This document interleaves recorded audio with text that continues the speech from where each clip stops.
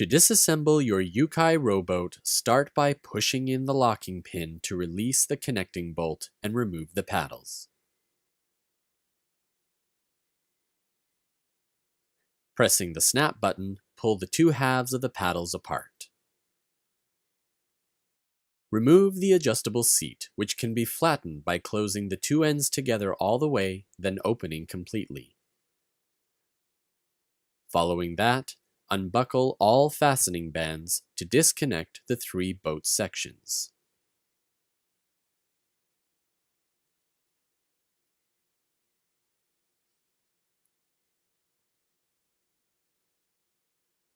When that is complete, stack the stern section into the center section first, turning it around and matching the number 4 with the number 3.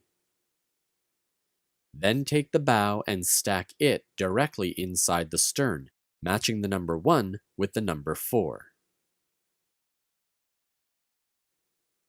Replace both the seat and paddles inside for transport, as only Ukai can.